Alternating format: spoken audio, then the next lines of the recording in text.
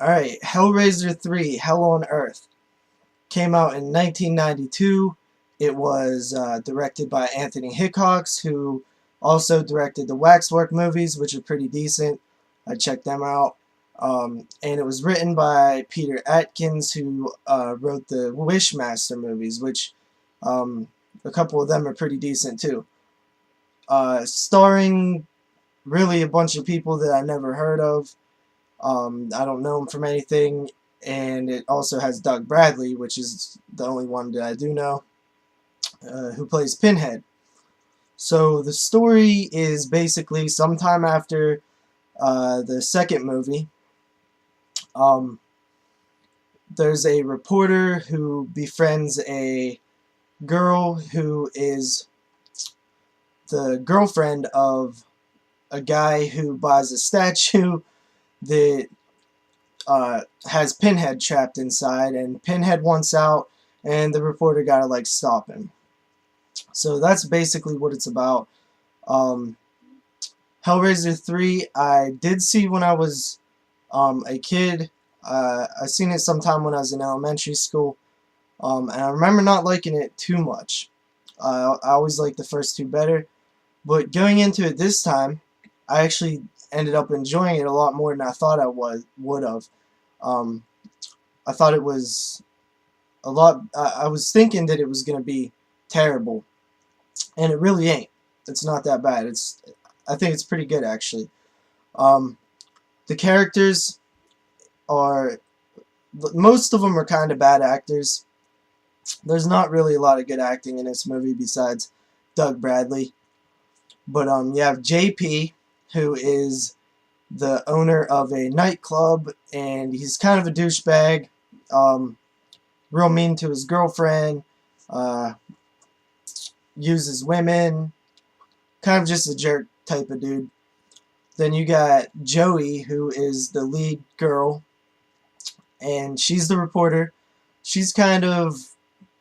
I really didn't like her too much. Didn't really care for her character. Didn't really connect with her or anything. Uh, then you have Trish, or not Trish, what was it? Terry. Knew it started with a T. She is the girlfriend of JP, and her character's kind of whiny and a little bit over dramatic, kind of dumb. So you really don't like a lot of the characters in this movie. But the main girl, the lead, didn't really like her too much, but she wasn't horrible either. Then you got Doug Bradley, who plays Pinhead, and Pinhead's human self. Um, he does great. Um, his character's a little bit more in the... He's a little bit more of a main character this time. He's interesting. Get a little bit more of his backstory. But Pinhead's wardrobe this time seems a little bit cheaper. I don't know. I kind of could tell a little bit that it didn't look as good. You got some decent effects, some decent gore, decent kills. When Pinhead gets unleashed on the world, he creates some decent kills. He goes on a killing spree in the nightclub, which is pretty cool. You got all new Cenobites this time. You got one that breathes fire. You got one. Some of them are better than others, but you got another one who has like a camera in his eye. That one's pretty cool. And then you have another one that has like CDs stuck in his head, like he's killed by CDs from Pinhead, and then gets turned into a Cenobite, and he has like a CD player in his chest, and he throws CDs at people.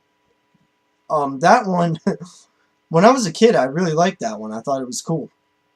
But now it's kind of like cheesy. I don't know. He's like real robotic and stuff. I didn't really like him too much, which is weird because I really liked him when I was a kid. But other Cenobites, some better than others. I think there's like 5 or 6. What else? The story, a little bit more straightforward this time, not all over the place. I actually enjoyed it a little bit. I thought it was not bad for the third Hellraiser movie. Um, what else? The characters, most of them sucked. Acting, most of it sucked. Special effects was decent. There was a little bit of crappy ones here and there. For 1992, pretty good. Some decent kills. And this edition is an Echo Bridge home entertainment DVD. It has Hellraiser 3 and 4 on it. It's I think it's in full screen, but Hellraiser 4 is in widescreen. Echo Bridge, pretty crappy releases usually, but I don't mind them that much because they're like $5. If they was charging like $10 or $15 for their releases, yeah, I wouldn't really like the company. But for $5, 2 movies. It's on a single disc, not a flipper disc, just a single one-sided disc. It is in full screen. There's probably way better editions out there, but $5, what the hell? Yeah, that's what else? Oh, there was a scene where there's a taxi and it crashes into a light pole thing, like it's metal, and if you watch closely, I just noticed it this time watching it, but the pole breaks and like sparks before the taxi hits it, towards the end of the movie somewhere. That's another thing, the ending. I kind of was losing interest a little bit towards the end. I thought that the rest of the movie was a lot better. I thought it went downhill towards the very end. But not bad Hellraiser movie. I still like number 1 and 2 better. Number 3, decent though.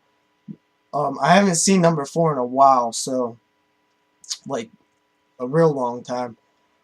But I remember not liking it, so we'll see what I think about it next time. And that's about it.